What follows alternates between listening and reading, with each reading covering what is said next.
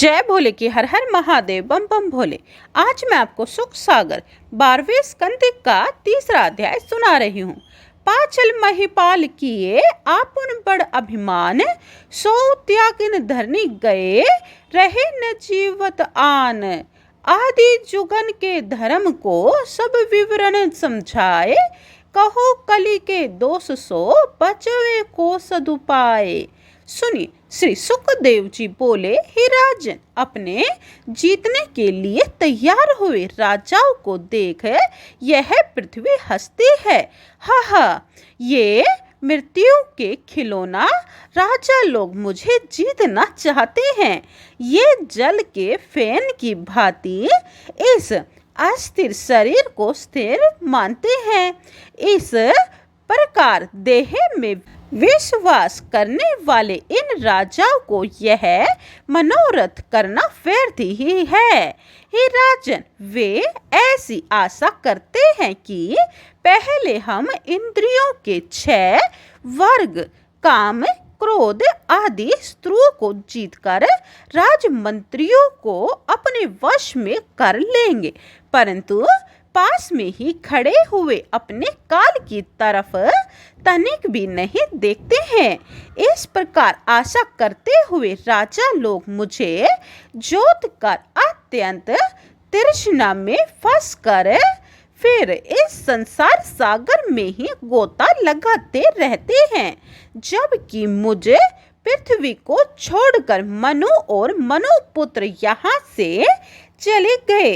तब फिर क्या ये मूर्ख मुझे जीत सकते हैं? मेरे लिए तो पिता और पुत्र में तथा भाइयों में झगड़ा पैदा हो जाता है। दूसरे, यह पृथ्वी मेरी है, तेरी नहीं। इस प्रकार झगड़ते हुए राजा लोग आपस में एक दूसरे को मार देते हैं और फिर स्वयं भी मर जाते हैं। आहा, पृथु, गांधी, पूर्वा, नहुष, अर्जुन, मांधाता, भरत, सागर, श्री रामचंद्र जी, खटवांग, धुंधुमार इत्यादि बड़े बड़े शूरवीर, सर्वज्ञ, विजेता राजा लोग मुझ में ममता करके रहे हैं। वे सब भी काल के गाल में समा गए। अब उनकी केवल कथा मात्र ही बची खुची रह गई है। हे राजन, इनकी कथाओं ज्ञान वैराग्य के जानने की इच्छा से ही तुमसे कही है। ये सब कथाएं वाणी के विलास मात्र है, किंतु परमार्थ कथन नहीं है। इसीलिए कृष्ण भगवान में दृढ़ भक्ति करने की इच्छा वाले पुरुष को भगवान के गुणानुवादों का ही प्रतिदिन श्रवण करना चाहिए। राजा परीक्षित बोले, हे ब्राह्मण लोग, कली के दोषों को जिस उपाय से दूर कर सके वह उपाय मुझसे कहिए। युग और युग के धर्मों को तथा प्रलय और कल्प के मान का वर्णन करिए।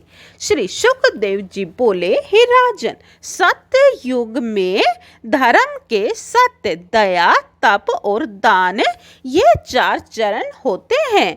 सत्य युग में सब लोग सत्यवादी, दयालु, शांत और आत्माराम तथा समदर्शी होते हैं।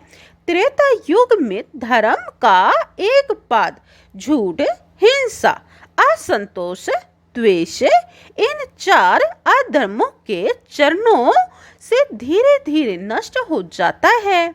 उस समय कर्म और तपस्या में लगे हुए अत्यंत हिंसा न करने वाले तथा लंबटी ब्राह्मण वर्ण के मनुष्य अधिक होते हैं।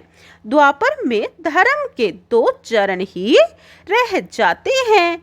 इस युग में लोग यशस्वी, वेद पढ़ने में तत्पर, हर्ष पुष्ट, धनी होते हैं तथा क्षत्रिय और ब्राह्मणों में ही धर्म विशेष रहता है। कल युग में धर्म का एक चरण ही दिखाई देता रहता है, वह भी अंत में नष्ट हो जाता है। कल युग में प्रजाजन लोभी, दुराचारी, निर्दयी, झगड़ा करने वाले तथा अभागे और अत्यंत तृष्णालु होते हैं। शूद्र और भील जाति के मनुष्य ही उसमें प्रधान होते हैं।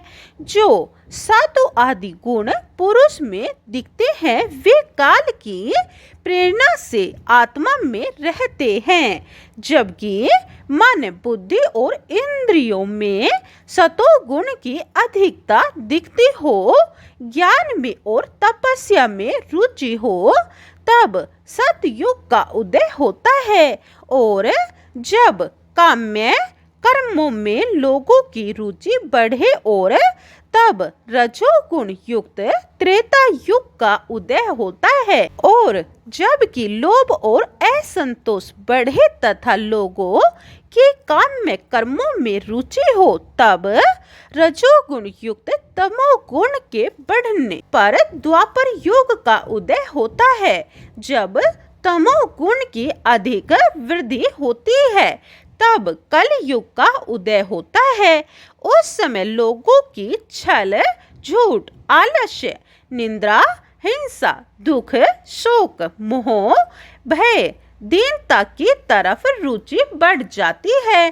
कल युग में मनुष्य अदूरदर्शी, शूद्र, भाग्य वाले, मंदमती, बहुत खाने वाले, निर्धन होंगे और स्त्रियां अभिचारिणी हो जाएंगी।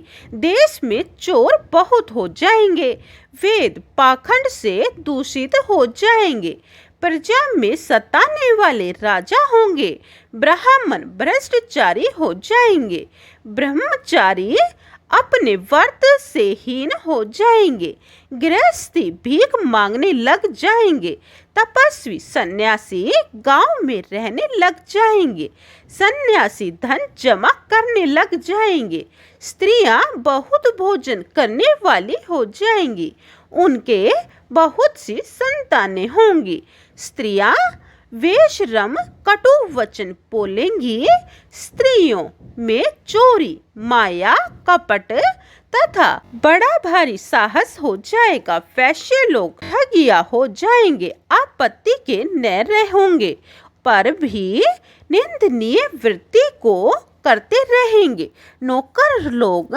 निर्धन राजा को छोड़ देंगे, विपत्ति में फंसे हुए पुराने नौकरों को राजा भी त्याग देंगे, दूध न देने वाली गायों को लोग छोड़ बैठेंगे। कल युग में लोग स्त्रियों की सेवा शुश्रूषा करेंगे, पिता भाइयों को छोड़कर लोग साली और सालों से विचार किया करेंगे, शूद्र तपस्वी का वेश धारण करके दान लेने लगेंगे, आदर में लोग गद्दियों पर बैठकर धर्म का उपदेश करेंगे, अनावृष्टि यानी सूखा और अतिवृष्टि यानी गर्मी से दुर्भिक्ष पड़ेंगे, अन्न, वस्त्र, बिछौना और स्नान तथा भूषणों से रहित लोग पिशाच जैसे भयंकर दिखेंगे, थोड़े से धन के ऊपर मित्रता को छोड़कर लोग लड़ाई झगड़ा करने लगेंगे और आपस में कट मरेंगे, पुत्र अपने व्यर्थ माता पिताओं की रक्षा न करेंगे, पिता भी चतुर पुत्रों का पालन नहीं करेंगे। हे राजन, कल युग में लोग पाखंड से भ्रष्ट बुद्धि होकर जगत गुरु भगवान की पूजा न करेंगे। अहो, मरता हुआ व्याकुल मनुष्य विवश होकर भी जिन भगवान के नाम का उच्चारण करता हुआ कर्म बंधनों से छूटकर परम गति को प्राप्त हो जाता है, उन परमात्मा को लोग बिल्कुल न पूजेंगे। जब भगवान मनुष्यों के चित्त में विराजते हैं, उसी समय मनुष्यों के कल युग के सब दोष दूर हो जाते हैं। भगवान के श्रवण करने, कीर्तन करने और ध्यान करते तथा पूजा करने से मनुष्य के 10,000 जन्मों के पाप उसी समय नष्ट हो जाते हैं। जिस प्रकार से अग्नि सुवर्ण से तांबा आदि धातुओं के खराब वर्ण को नष्ट कर देती हैं, उसी प्रकार आत्मा में विराजमान हुए विष्णु भगवान की योगियों के अंतःकरण की अशुद्धता को दूर कर देते हैं। दूसरे भगवान के हृदय में स्थित होने पर जितना अंतःकरण शुद्ध होता है, उतना तपस्या, प्राणायाम और तीर्थ यात्रा तथा व्रत आदि से शुद्ध नहीं होता। अतः हे राजन, हरि भगवान का ही ध्यान करो, तभी तुम परम गति को प्राप्त हो जाओगे। दूसरे, कलि युग में यद्यपि दोष बहुत हैं, परंतु एक गुण बहुत ही बड़ा है कि केवल कृष्ण भगवान के कीर्तन करने से ही मनुष्य कर्म बंधनों से छूटकर परम पद को प्राप्त हो जाता है। सतयुग में विष्णु भगवान के ध्यान से, त्रेता में यज्ञों से, द्वापर में पूजा से जो फल मिलता है, कल युग में भगवान के कीर्तन करने से प्राप्त होता है। बोलिए कृष्ण भगवान की जय। तीसरा अध्याय समाप्तम। जय भोले की चौथा अध्याय यह आप दूसरी वीडियो में सुने। जय भोले की हर हर महादेव बम बम भोले।